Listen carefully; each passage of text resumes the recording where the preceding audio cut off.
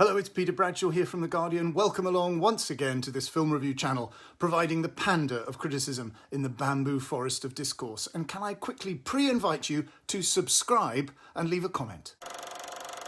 French cinema has recently given us some sensationally good courtroom dramas, such as Alice Diop's Saint-Omer and Justine Trier's Anatomy of a Fall, which put ideas as well as individuals on trial, race, gender and class. Now Cedric Kahn has reconstructed, with some fictional license, the 1976 trial of revolutionary leftist Pierre Goldman in the Goldman case. He had initially been convicted of killing two pharmacists in the course of an armed robbery. After publishing his polemical autobiography, Obscure Memories of a Polish Jew Born in France, while in prison, which made him a cause célèbre among the fashionable Parisian classes, Goldman in fact secured a retrial on the basis that the investigation was flawed and that he had an alibi for the date and time of the killing, though admitting to earlier robberies. And it is this chaotic, clamorous and engrossing second trial that Kahn now puts on screen. Pourquoi ce procès nous fascine tant? Pourquoi il est impossible d'en détourner les yeux? Vous êtes qui pour parler de mes parents de cette façon? Vous avez fait quoi dans votre vie, vous? Mes parents sont des gens exemplaires et courageux, c'est des héros. Comment décririez-vous l'homme que vous avez vu ce jour-là?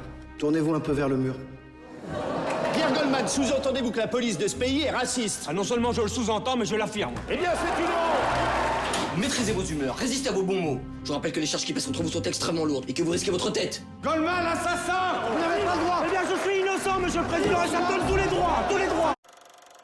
It's a trial that brings in anti-Semitism and French history, with Arthur Harari as Goldman's patient and long-suffering advocate Georges Clément, who, like his excitable client, is of Polish-Jewish background. Stéphane Guérin-Tillier is the court president, and Aria Worthalter is Goldman himself, voluble, charismatic, and contemptuous of almost every aspect of the proceedings, though not refusing to recognise the court's authority. Repeatedly, he dismisses all testimony on the subject of his own sincerity and good character as irrelevant and inadmissible on the simple grounds that he is innocent of murder. Full stop. He's not innocent because he's a nice guy. He concedes he isn't, but he wasn't there at the time. Now, perhaps that's a convenient thing to argue. He happened to be absent from the one robbery at which people were killed. Murder was a capital crime in France at this stage, though the prosecution was here calling just for life imprisonment. Those used to British or American court proceedings on screen, or indeed in real life, might be bemused at the uproar that is here permitted without the president demanding silence or threatening contempt proceedings. Repeatedly, Goldman interjects and mocks. Court onlookers jump to their feet and demand to be heard. Jurors ask questions of the defendant, and Goldman supporters in the public gallery chant like a football crowd, without the president demanding for the court to be cleared. Doggedly, Clément undermines the witness testimony and the police procedure, particularly an ID parade in which Goldman was made to look dishevelled and unshaven, as opposed to the smartly dressed off-duty officers who lined up either side of him. There's an extraordinary moment in which Clément actually stages a reconstruction of this lineup in court with a full-length photo of Goldman to show the jury how misleading it would have looked. Was such a theatrical gesture really permitted in a French court? Were there no discovery rules to notify the prosecution in advance?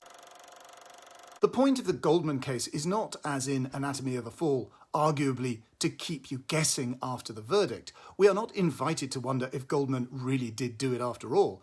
But this painful, acrimonious uproar is there to show you how the idea of the allegedly guilty Jew was a trigger in French public life, when the Vichy collaboration and even the Dreyfus affair were still live issues, and especially as these two Jewish men, the defendant and his attorney, were attacking racism in the police. Kahn orchestrates the angry energy with an expert hand. And so we come to the end of our time here. Please give this vlog a like and a share on your massively influential socials. Please subscribe and tell me what you yourself are enjoying at the cinema right now. And can I remind you, please, I have a new book out, a collection of short fiction called The Body in the Mobile Library and Other Stories. And on Thursday, the 26th of September at 7 p.m, I'm doing a reading from this at the Waterstones bookstore in the beautiful city of York. So please, relax and enjoy this video about this upcoming event.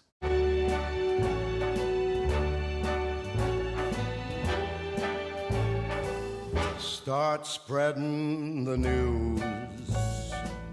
I'm leaving today. I want to be a part of it.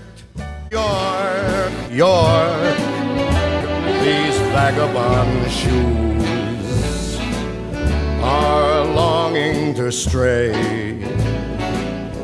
right through the very heart of it. New York. I want to wake up in a city that Appreciates the importance of a good night's sleep